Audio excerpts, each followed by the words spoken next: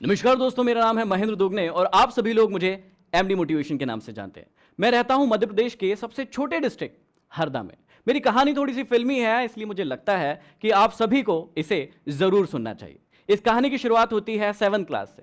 पढ़ने में बहुत ही गधा, उल्लू का पट्टा, डफर, कुछ भी कह सकते हैं आप। ऐसा था मैं 7th में। जैसे तैसे मैं क्लास पढ़ ही रहा था कि मुझे सप्लीमेंट्री आ गई 7th क्लास में, और उस क्लास को जैसे तैसे मैंने पास किया। आगे मेरी कहानी यहीं रुकने वाली नहीं थी, कहानी की तो अभी सिर्फ शुरुआत हुई थी। मैं आगे 8th क्लास को जैसे तैसे पास करके 9th क्लास में पहुंचा, और उस समय एक्सीलेंस स्कूल की शुरुआत हुई थी। उस स्कूल का नियम था कि जो भी बच्चा यहां पर फेल होगा उसे भगा दिया जाएगा। आप जान के आश्चर्य करेंगे कि उस साल, जिस साल ये स्कूल स्टार्ट हुआ था, उस पूरे स्कूल में एक ही बच्चे को सप्लीमेंट्री आई थी, वो था मैं।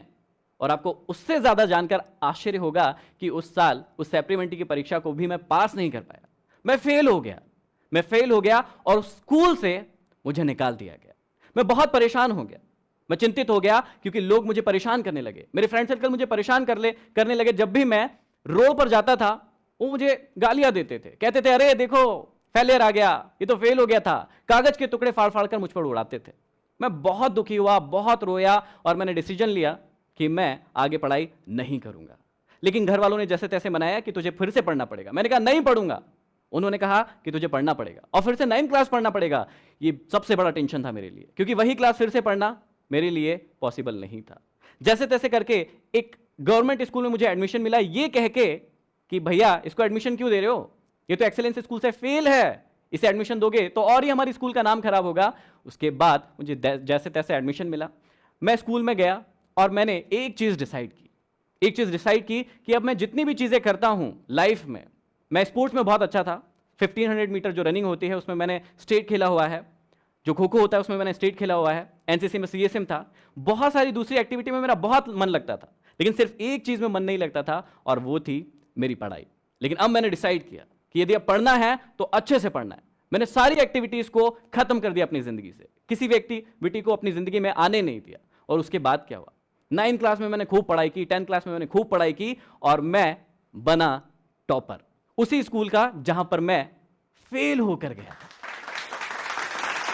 तो जहां पर मैं फेल होकर गया था वहीं से टॉपर बना। ये खबर जो है मेरे छोटे से डिस्ट्रिक्ट में, हरदा में, पूरी जगह फैल गई। और हुआ ये कि मैं 9th से ही इंग्लिश का मुझे बोलने का बड़ा शौक था। मैंने एक इंस्टीट्यूट ज्वाइन किया था जहां पर मैं कॉम्पिटिशन एग्जाम की तैयारी भी करने लगा था। अब उसी समय में ये हुआ था कि एक मेरी लाइफ की बहुत ही मजेदार सी घटना है जिसने शायद मेरी पूरी जिंदगी को बदल कर रख दिया। मुझे बचपन से ही गरबा करने का बड़ा शौक था, डांस करने का बड़ा शौक था। और पता नहीं क्यों ऐसा होता है, पता नहीं क्यों, मैं ठीक ठाक हूं, लेकिन पता नहीं क्यों मुझे लड़कियों जैसा रहना बड़ा पसंद था। मुझे बड़े बाल रखने बहुत पसंद थे, मुझे उनकी तरह तिलक लगाना बड़ा पसंद था। तो जब भी मैं गरबा करने के लिए जाता था तो वैसे ही बाल, वैसे ही तिलक और वैसे ही कुछ कुछ चीजें पहन के जाता था। अब क्योंकि मैं छोटा था और बड़े जो भाई लोग थे उनके ग्रुप में था, मुझे सबसे आगे खड़ाया जाता था, क्योंकि मेरी एंट्री शानदार होती थी, कुछ अलग सी हरकतें करता था मैं।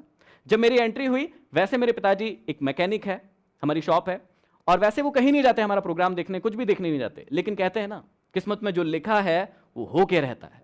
वो उस दिन गरबा देखने के लिए आए। मेरी एंट्री हुई, लोग आसपास में खड़े थे उनके। जैसे ही मेरी एंट्री हुई, मेरे लहराते हुए बाल मुझे बड़े अच्छे लग रहे थे। लेकिन हुआ क्या, लोगों ने कहना शुरू कर दिया कि ये कौन पागल लड़का है, ये कैसा लड़का है जो लड़कियों की तरह रह रहा है। उसके बाद मेरे पिताजी से ये सुनते नहीं बना, वो वहां से घर चले गए। उन्होंने मुझे उस दिन कुछ नहीं कहा, लेकिन अगले दिन मेरे पिताजी मेरे अंकल के साथ बैठे हुए थे। अंकल ने मुझे बुलाया, कहा बेटा इधर आओ, ये क्या कर रहे हो, ये क्या हालत बना रखी है, लोग कह रहे हैं कि तुम लड़की जैसे दिखते हो। कल तुम्हारे पिताजी को ये कहने में शर्म आ गई, ये कहने में शर्म आ गई कि तुम उनके बेटे हो, वो ये भी नहीं कह पाए। मुझे इस बात ने बड़ा दुखी किया। उस समय मुझे नहीं पता था कि मेरी जिंदगी में क्या होने वाला है, लेकिन आगे कहानी बाकी है मेरे दोस्तों। मैं बताता हूं कि उसके बाद क्या हुआ उसी ग्राउंड पर। उसके बाद मैंने 9th क्लास जैसे तैसे निकालना शुरू किया। 10th क्लास में मैंने टॉप किया, कॉम्पिटिशन एग्जाम की तैयारी करने लगा, ब्रिलियंट स्टूडेंट बन गया। उसके बाद मेरा सिलेक्शन हुआ 12th क्लास में स्टेट बैंक ऑफ इंडिया में। लेकिन कहते हैं ना, डेस्टिनी में कुछ और ही लिखा था। उस सिलेक्शन को मैंने एक्सेप्ट नहीं किया। उसके बाद मैंने उस सिलेक्शन को छोड़ दिया। मैं स्टेट बैंक ऑफ इंडिया का जो क्लर्क का मेरा सिलेक्शन हुआ था उसे ज्वाइन नहीं किया, उस सिलेक्शन को मैंने नहीं लिया। लेकिन उसके बाद कहते हैं ना, डेस्टिनी में यदि कुछ और लिखा हो तो फिर वो हो के रहता है। जहां मैं 4 साल से पढ़ रहा था, जहां मैंने सिलेक्शन लिया, उस इंस्टीट्यूट में एक क्लास होने वाली थी जो कि मोटिवेशनल क्लास होने वाली थी। हमारे गुरु हमें सिखाने वाले थे कि मोटिवेशनल स्पीकर कैसे बना जाए, जिंदगी में लीडरशिप कैसे डेवलप की जाए, आगे कैसे बढ़ा जाए। और ये सब सीखने के लिए मैं बहुत ही उत्साहित था।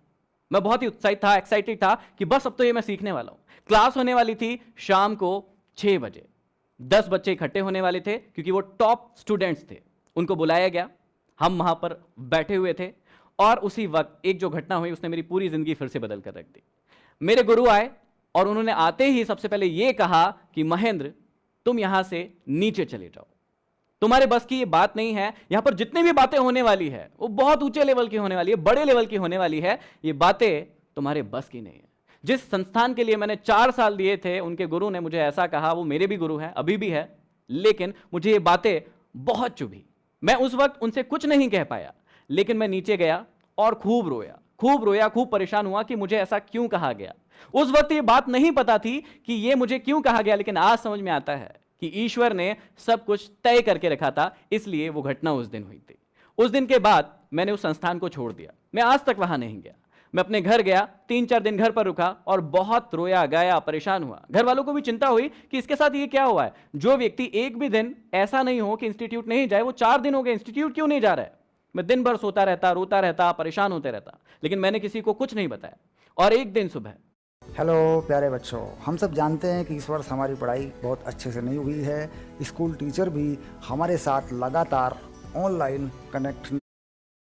मैं घर छोड़कर चला गया मैं घर छोड़कर, और उसके बाद 1 साल तक अपने घर से बाहर रहा। उस 1 साल ने मुझे अपनी जिंदगी का दौर ही बदल दिया, मेरा रंग बदल दिया। जो चीजें मैं कमरे के अंदर रहकर सीख रहा था, मुझे अब पता चला कि असली में दुनिया होती क्या है। मैं रात भर काम करने लगा, कॉल सेंटर्स में काम करने लगा, दिन भर गैरेज। मेरे पिताजी मैकेनिक थे, तो बचपन से ही मुझे गाड़ियों का काम करना आता था। पैसे कमाने के लिए मैं दिन भर गैरेज पर काम करने लगा। इसका रिजल्ट ये हुआ कि 1 साल में मैं इतना वीक हो गया, इतना कमजोर हो गया कि बस मरने जैसी हालत हो गई। मैंने सोचा मरने से अच्छा है कि घर वापस चला जाए। मैं घर वापस आया। घर वाले खुश हुए कि चलो लड़का वापस आ गया। उसके बाद उन्होंने पूछा कि अब क्या करोगे। मैंने कहा कि पिताजी का गैरेज ज्वाइन करूंगा। उन्होंने कहा ठीक है। 2.5 साल मैं अपने पिताजी के साथ अपने गैरेज पर काम करता रहा, लेकिन अब मुझे पता था कि आगे मुझे क्या करना है। मैं किताबें भी पढ़ता था। मैं उसी दौरान किताबें पढ़ता था, मोटिवेशनल किताबें पढ़ता था, सेल्फ हेल्प बुक्स पढ़ता था। लोग कहते थे कि पागल है तो तूने स्टेट बैंक ऑफ इंडिया की नौकरी छोड़ दी, अब देख तेरी जिंदगी किस हालत में है, इससे अच्छा तो तू नौकरी कर लेता। लेकिन मैं मुस्कुराता था क्योंकि मुझे अब पता था कि मुझे अपनी जिंदगी में क्या करना है। उसके बाद मेरी जिंदगी बदली। 2.5 साल के बाद फिर वही हुआ जो हमेशा एक इंसान के साथ होना चाहिए या होता है। मेरे पिताजी के साथ किसी छोटी सी बात पर बहस नहीं होना था, लेकिन हो गई क्योंकि डेस्टिनी में लिखा था। वो बहस हुई मेरे पिताजी से। मेरे पिताजी ने कहा मुझसे कि यदि तुझे शॉप पर नहीं जाना है तो मत जा, क्यों कर रहा है काम, तेरे को नहीं करना है तो मत कर। मैंने उनसे कहा कि ठीक है, अब मैं शॉप पर नहीं जाऊंगा। उन्होंने मुझसे पूछा कि नहीं जाएगा, पक्का नहीं जाएगा। मैंने बोला कि हाँ, आज के बाद मैं शॉप पर नहीं जाऊंगा। उसके बाद अगले दिन मैं सुबह उठकर फिर से घर से भाग गया। लेकिन इस बार मैं सिटी से बाहर नहीं गया था, सिटी में ही गया था। शाम तक लोग परेशान होने लगे, मुझे ढूंढने लगे, लेकिन मैं एक इंस्टीट्यूट में जाकर बैठकर पढ़ने लगा। दिन भर पढ़ा। मैंने अपना फोन ऑफ कर दिया। शाम को जब घर पहुंचा, घर वालों ने पूछा क्या हो गया। मैंने बोला कुछ नहीं, अब मैं शॉप पर नहीं जाऊंगा, मैं एक मैकेनिक नहीं बनूंगा, मुझे कुछ और बनना है। उन्होंने कहा ठीक है। मैंने 1 साल फिर से पढ़ाई की और इस बार मेरा सिलेक्शन हुआ सिंडिकेट बैंक में। और मैंने उस सिलेक्शन को भी नहीं लिया। अब शायद आप लोग भी मुझे पागल ही कह रहे होंगे कि 2008 में मेरा सिलेक्शन हुआ स्टेट बैंक में, मैंने वो भी ज्वाइन नहीं किया। इस बार मेरा सिलेक्शन हुआ सिंडिकेट बैंक में, मैंने उसे भी ज्वाइन नहीं किया। फिर मैं करना क्या चाहता था? जी हां, अब मुझे पता था कि मैं बनना क्या चाहता हूं, मैं करना क्या चाहता हूं। मैंने अपने खुद के इंस्टीट्यूट की शुरुआत की। उसका नाम है चेंज एकेडमी, जहां पर हम लोग बच्चों को कॉम्पिटिशन एग्जाम की तैयारी करवाते थे। लेकिन मुझे पता था कि मुझे क्या करना है। उसी के साथ साथ मैं अपनी सिटी में बच्चों को मोटिवेट करने लगा। मैं कॉम्पिटिशन एग्जाम की तैयारी तो करवाता था, लेकिन उनसे कहता था कि अपनी जिंदगी में वही काम करना जिसे करने में मन लगे, जिसे करने में आपको एक्साइटमेंट फील हो, जिसे करने में आपको कभी थकान महसूस ना हो। लोग मुझे कहते थे कि पागल हो क्या, तुम तो कॉम्पिटिशन एग्जाम की तैयारी करवाते हो, फिर ये क्यों कहते हो कि वो काम करो जिसमें मन लगे, पसंद हो। मैं उनको कहता था कि मेरा धंधा नहीं है, मैं इंसान को इंसान बनाना चाहता हूं, उसे सिखाना चाहता हूं कि जिंदगी को कैसे जिया जाए। ये कारवां चल रहा था 6 साल में मेरे 3 ब्रांचेस हो गए, मेरा इंस्टीट्यूट बड़ा होने लगा, लोग सोचने लगे कि बस अब तो ये सक्सेसफुल हो गया, आगे बढ़ गया। लेकिन कहानी तो अभी शुरुआत हुई थी, कहानी अभी शुरू हुई थी, और उसी दौरान आया 2017 का एंड। मैं बहुत सारे काम कर रहा था, बहुत सारे टॉक्स ले रहा था, स्पीचेस ले रहा था, लोग मुझे जानने लगे थे, मेरे इंस्टीट्यूट की बहुत सारी ब्रांचेस खुलने लगी थी, जहां पर जिस सिटी में 25 से 30 हजार कमाना भी बहुत बड़ी बात होती है। लोगों को लगता है कि अरे बाप रे 25 से 30 हजार रुपए कमाता है व्यक्ति। वहां उस सिटी में मैं हर महीने 1 लाख रुपए से ज्यादा कमाता था। लेकिन ट्विस्ट यहीं पर है, मैंने उस सारी चीज को दांव पर रखा, क्योंकि मुझे अच्छा नहीं लग रहा था। मुझे लग रहा था कि इससे और कुछ बड़ा कर सकता हूं मैं, और कुछ अच्छा कर सकता हूं मैं। और फिर 2017 का एंड आया। वहां पर क्या हुआ, वहां पर मैंने एक डिसीजन लिया कि अब इन सारी कोचिंग्स को मुझे बंद करना है, क्योंकि मुझे कुछ और अच्छा करना है। मेरे दिमाग में चल नहीं रहा था, मुझे समझ ही नहीं आ रहा था कि मैं ये काम करूं या ना करूं। फिर डिसीजन लिया कि मुझे ये काम अब नहीं करना है, और 2017 के एंड में मैंने तीनों के तीनों ब्रांचेस बंद कर दिए। अब लोग फिर से परेशान होने लगे, फिर से मुझे पागल कहने लगे कि यार इससे बड़ा पागल कोई नहीं है। सारी सिटी में ये बात हो गई, क्योंकि छोटी सिटी है तो सारी जगह बात फैल गई कि महेंद्र तो फिर से पागल हो गया।